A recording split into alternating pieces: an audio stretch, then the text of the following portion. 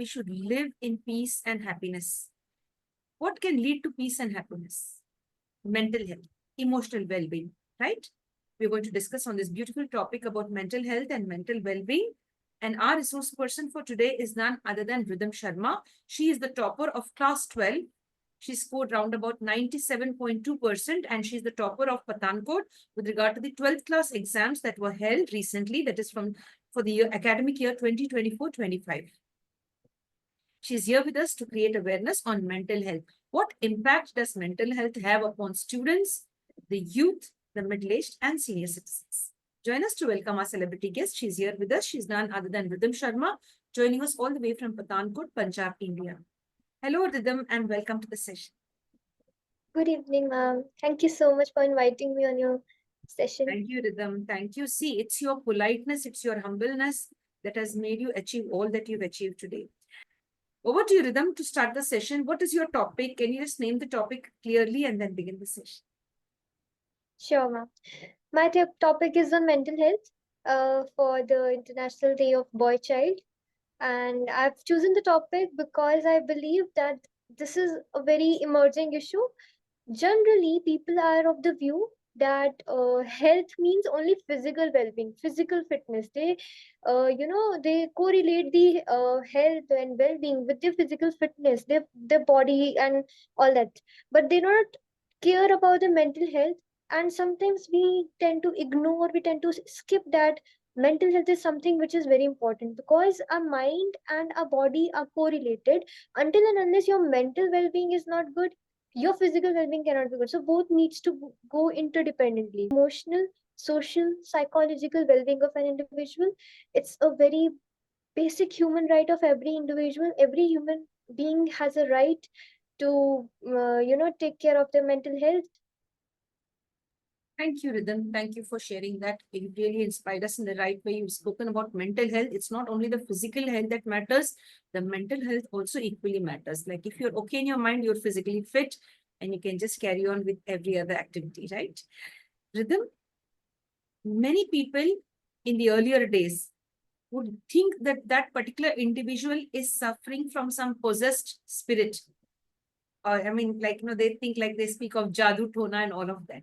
Some Yeah. black magic and all of that. And they say like somebody has done some black magic on her or him. That is why she or he is behaving in that way. But the truth is that particular person who's struggling mentally and emotionally and behaving in a different way is suffering, having certain mental issues. And thanks to modern science and psychology, that is, they're both connected, that we've been able to understand this is a mental issue and it can be treated to a certain extent and sometimes completely treated. Yes. Would you like to tell all the parents who think that psychology is of no use?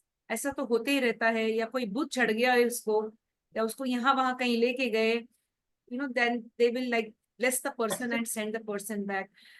Such things do happen even now in India and across the world. So we would love them to focus on reality and on scientific proof. Over to you. They are not aware about what is psychology in brief. They are not aware of why it is important. So what I know is that mental health is important because it is significant in helping individual know their true potential, in helping an individual to cope with the stress, cope with any problem, any adversity they face in life, to be resilient.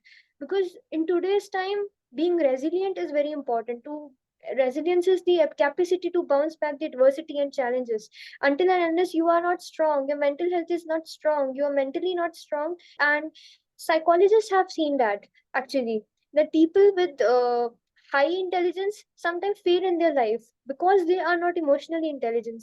So just like IQ is important, EQ is also an important concept here, which is now gaining importance, but not that much, still not that much awareness. So any parent who feels like that it's not something to be concerned of, like there are many parents who think about that it's only about academics and child has to perform well, but it's always also about to motivate the child in a well direction, always to understand the child in a way so that child is encouraged. And sometimes we must learn to appreciate because it's an art.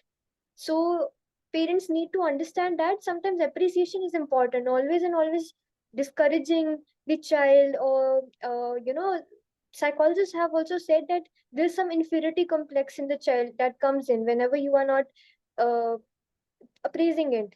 So it's very important to appreciate them for any small milestones they achieve, even in any field, because every child is different in their own way, in any way possible. Because intelligence is not only limited to academics, no, it's diverse. Some are linguistically intelligent, some are musical intelligent. So it's different. So they need to first of all recognize that where in which type of intelligence the child possesses, and then they have to focus on their mental health. That what, and next thing is that child also needs to be so much they need, like, the connection should be so soft so that child can share his or her thoughts with the parents.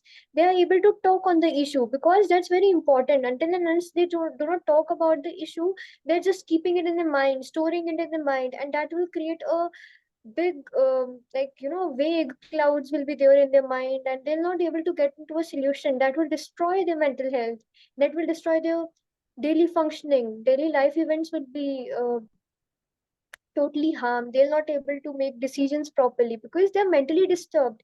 So until and unless they do not talk to somebody, it can be some friends, it can be the parents, but they need to talk, they need to come up, they don't have to hesitate. That's to the children.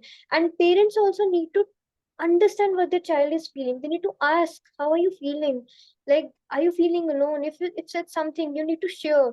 So that's why it's very necessary to understand what the child wants to convey. Thank you, dear. My dear friends, do support Rhythm in all that she does. Share this video with the right kind of people, because she has focused on mental health. She has given us a lot of information on how we could really enhance the mental health of our family members, friends, and of course, our own mental health, right? And if you like what the International Fab Talk team is doing, stay connected with us. Like, comment, subscribe, and share to the International Fab Talks. Prioritize peace, justice, and harmony. Don't forget to protect the environment as well. And be a part of change, the right kind of change. Stay blessed and stay connected. Thank you, Rhythm. Thank you, ma'am. God Thank you bless. so Thanks, dear.